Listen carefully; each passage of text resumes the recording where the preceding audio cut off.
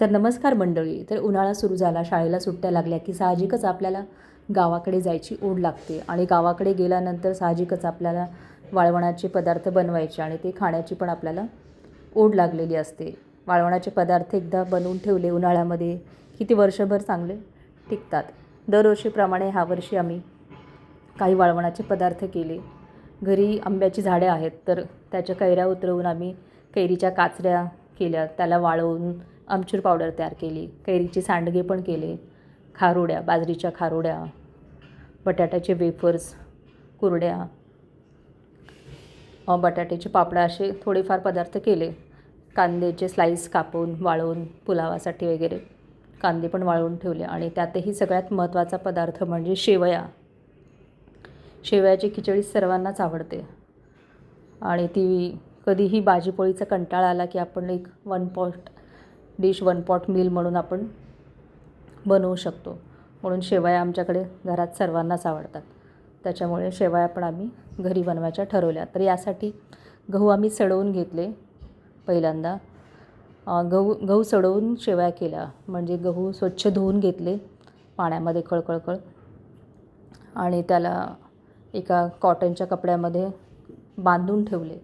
रात्रभर त्या गव्हाला बांधून ठेवायचं आणि सकाळी पंख्याखाली त्याला पसरवून घ्यायचं, सुकवण्यासाठी ठेवायचं 6-7 तास. असे छानपैकी सुकल्यानंतर ती गिरणीमध्ये दळून चाळून त्याचं पीठ मळून मशीनवरती शेवया बनवल्या जातात आणि त्या शेवया परत 7-8 तास उन्हामध्ये वाळवल्या जातात आणि आपल्या ह्या कडक शेवया तयार झाल्या. वर्षभरासाठी त्या चांगल्या टिकतात. छान ऊन त्याला दिलं की त्या वर्षभर टिकतात. वर्षभर आपण त्याची खिचडी करू शकतो, उपमा करू शकतो, खीर करू शकतो. नूडल्सपेक्षा हा घरी बनवलेला बेटर ऑप्शन आहे. तर माहेरी मी असंच सकाळी नाश्त्यासाठी शेवयाची खिचडी बनवली होती. तर यासाठी खूप अतिशय सोपी कृती आहे आणि फार काही त्याला इन्ग्रेडियंट्स पण लागत नाही. घरामध्ये ज्या भाज्या आहेत त्या भाज्या वापरून आपण ही खिचडी बनवू शकतो. जर आपण सकाळी नाश्त्यासाठी बनवणार आहोत तर त्याला आपण उपमा म्हणायचं आहे किंवा दुपारी जेवणासाठी किंवा रात्री जेवणासाठी बनवणार आहोत तर त्याला आपण शेवयाची खिचडी बनवू शकतो. उपम्यामध्ये आपण डाळ टाकत नाही, खिचडीमध्ये आपण डाळ टाकतो. म्हणजे ते पूर्ण अन्न एक होऊन जातं. त्याच्यामध्ये भाज्या, गव्हाचं पीठ आणि डाळ सगळे एकत्रच असतात. त्याच्यामुळे त्याला आपण खिचडी म्हणूया. तर सर्वप्रथम आपल्याला शेवया अशा छान भाजून घ्यायच्या आहेत कढईमध्ये. कढई इथे जाड बुडाची घ्यायची आहे. पातळ बुडाची कढई घेतली तर ती खाली चिटकू शकतं आणि 2 चमचे घेऊन त्याला असं भाजून घ्यायचं. भाजून झाल्यानंतर आपल्याला एका दुसऱ्या भांड्यामध्ये काढून घ्यायच्या आहेत भाजलेल्या शेवया. अशा साधारण 4 ते 5 मिनटं लागतात भाजण्यासाठी. मंद आचेवरती भाजायचं आपल्याला. थोडंसं लालसर झालं की गॅस बंद करायचा आहे आणि भाज्या आपण आवडीप्रमाणे घेऊ शकतो. मी इथे पत्ताकोबी घेतली होती. पत्ताकोबीची लांब लांब चायनीजला जसे आपण स्लाईस करतो त्याच्याप्रमाणे स्लाईस करून घेतल्या पातळ पातळ. पत्ताकोबी, गाजर, कांदा, टोमॅटो, लसूण आवडत असेल लसूण टाकू शकता, हिरवी मिरची, कोथिंबीर, कढीपत्ता हे तर आपल्याला सगळं टाकायचंच आहे.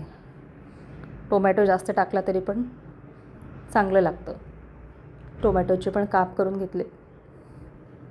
अशा प्रकारे मी इथे अर्धा टोमॅटो घेतला. तुम्हाला आवडत असेल तर तुम्ही जास्त पण टोमॅटो घेऊ शकता. सिमला मिरची पण घेतली कापून मी.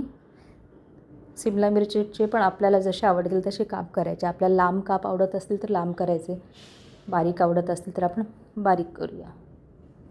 हिरवी मिरची पण कापून घेतली आहे मी. हिरवी मिरची, कांदा सगळं आपल्याला कापून एका साईडला ठेवून द्यायचं आहे. आपण भाज्या शिजताना पण घालू शकतो म्हणजे फोडणीमध्ये, किंवा आपण सगळं खिचडी बनल्यानंतर वरून पण फ्राय करून भाज्या टाकू शकतो. म्हणजे आपल्याला आवडेल तसं आपण भाज्या ॲड करू शकतो. इथे मी मटार नाही घेतली पण मटार पण चांगलं लागतं. तुम्ही ग्रीन पीस जे असतात ते पण तुम्ही वापरू शकता. ग्रीन पीस, फ्रेंच बीन्स, ज्या भाज्या आवडतील त्या भाज्या आपण टाकू शकतो. अशा प्रकारे सर्व भाज्या कापून घेतलेल्या आहेत. भाज्यांची क्वांटिटी पण जास्त जर वाढवली तुम्ही शेवयांची क्वांटिटी कमी घेतली तर आणखीन एक हेल्दी नाश्ता होऊ शकतो. आपल्या आवडीप्रमाणे आपण ॲड किंवा कमी वाढवायचे किंवा कमी करायचे भाज्या. पण गाजर पण घेतलेलं आहे मी. गाजर साल काढून स्वच्छ धुवून त्याचे पण लांब लांब उभ्या फोडी करून घ्यायच्या आहेत किंवा बारीक फोडी करून घ्यायच्या आहेत. मुलांना जर आपण देत असू तर आपण बारीक बारीक फोडी करून देऊया. मुलांना भाज्या फार आवडत नाहीत बऱ्याच मुलांना, त्याच्यामुळे बारीक बारीक फोडी करायच्या. मसुरीची डाळ पण मी भिजत टाकलेली आहे. 1 मुष्ठ मसुरीची डाळ घ्यायची आहे. ती स्वच्छ धुवून पाण्यामध्ये वाटीमध्ये भिजवून ठेवायची आहे. मसुरीची डाळ पटकन भिजते, त्याच्यामुळे फार वेळ भिजवायची नाही आहे, 5-6 तास. अगदी शेवया भाजायला घेतल्या की आपण पाण्यामध्ये टाकून द्यायची आहे. मसुरीची डाळ किंवा तुम्हाला आवडत असेल तर मुगाची डाळ पण तुम्ही टाकू शकता. मुगाची डाळ पण पटकन उकळते, पण मसुरीची डाळ लवकर शिजते म्हणून मी इथे मसुरीची डाळ घेतलेली आहे. डाळ नाही टाकली तरी पण खिचडी चांगलीच होते. ऑप्शनल आहे, म्हणजे तुम्हाला आवडत असेल टाका, नाही आवडत असेल नाही टाकलं तरी पण चालणार आहे. फोडणीसाठी कढई ठेवली आहे गॅसवरती. कढई इथे पण जाडबुडाची कढई घ्यायची आहे. तेल टाकायचं आहे. 1 चमचा 2 चमचा 2 चमचे तेल टाकले आहे मी. तेल छान तापलं की त्याच्यामध्ये जिरे, मोहरी, हिंग आवडत असेल हिंग किंवा लसूण टाकणार असेल लसूण, कढीपत्ता, हिरवी मिरची, कांदा आणि एक भाज्या सगळ्या आपल्याला टाकून द्यायच्या आहेत. कांद्याचे पण मी स्लाईस केले होते पातळ पातळ उभे, तर ते हाताने चुरून घेऊन टाकायचे आहेत, म्हणजे ते वेगवेगळे होतील कांद्यांचे काप. भाज्या फार आपल्याला शिजवून घ्यायच्या नाही आहेत, अगदी परतवून घ्यायच्या आहेत सगळ्या भाज्या, कारण त्या पाण्यासोबत उकळताना परत शिजल्या जातात त्या. त्याच्यामुळे अगदी तेलामध्ये काही सेकंड आपल्याला फ्राय करून घ्यायच्या आहेत सगळ्या भाज्या. अशा प्रकारे आपल्याला भाज्या फ्राय करून घ्यायच्या आहेत. या शेवयाच्या खिचडीमध्ये मी कुठलाच मसाला वापरलेला नाही आहे. तुम्हाला आवडत असेल तर तुम्ही मसाला टाकू शकता, मॅगी मसाला किंवा गरम मसाला वगैरे, पण मसाल्याच्या व्यतिरिक्तच खिचडी छान लागते म्हणून मी मसाला अजिबातच टाकलेला नाही आहे. अगदी लाल तिखट, हळद, मीठ एवढंच टाकलेलं आहे. आणि भाज्यांचा पण स्वाद त्याच्यामध्ये उतरतो, त्याच्यामुळे ती अशीच चांगली लागते खिचडी विदाऊट मसाला. अशा प्रकारे सगळ्या भाज्या फ्राय करून घ्यायच्या आहेत आपल्याला. अगदी 2 ते 3 सेकंड आपल्याला जस्ट स्टर फ्राईड करून घ्यायच्या आहेत भाज्या. त्याच्यामध्ये मीठ, थोडीशी चिमूटभर साखर, हळद, लाल तिखट सगळं मिक्स करायचं. परत एकदा हलवायचं आपल्याला.